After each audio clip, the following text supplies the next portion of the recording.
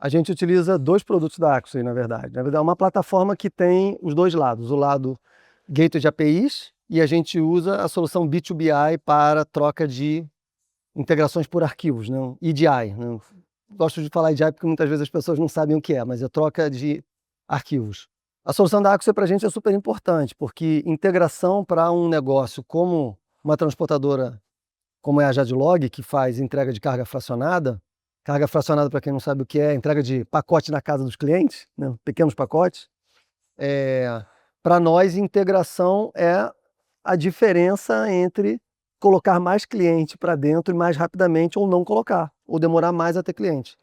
Então, a integração é uma mecânica que está diretamente relacionada ao nosso tempo para o mercado, né? O nosso time to market.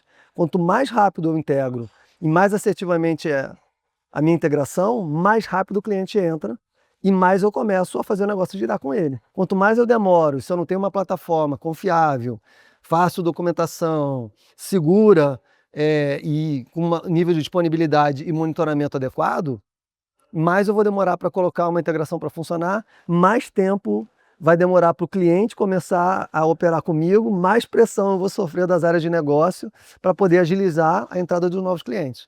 Então, trabalhar com uma plataforma da Axway está literalmente direcionado e relacionado com a velocidade para eu poder aumentar e gerar mais negócio para a empresa. A gente está sempre olhando quais são as novas mecânicas onde a gente pode se beneficiar de recursos tecnológicos para aumentar a mecânica de geração de novos negócios. Então a gente tem duas dinâmicas aqui. Uma delas é a possibilidade da gente expor ainda mais serviços e fazer com que os nossos clientes possam se utilizar de mecânicas que a gente tem para viabilizar os negócios deles, que vão além de uma simples integração para a realização de negócio, ou seja, expor as APIs de uma maneira onde eu tenho um portal onde o cliente pode se beneficiar daquilo que eu tenho para complementar alguma coisa no negócio dele que ele não tem. Isso é uma mecânica de transformação do negócio para um negócio em plataforma, que é o que todo mundo quer, né? Na verdade, os grandes negócios digitais hoje funcionam numa mecânica de plataforma. E tem uma outra mecânica que é muito interessante que a gente também está olhando, que é a possibilidade da gente começar a monetizar as nossas integrações, as nossas APIs.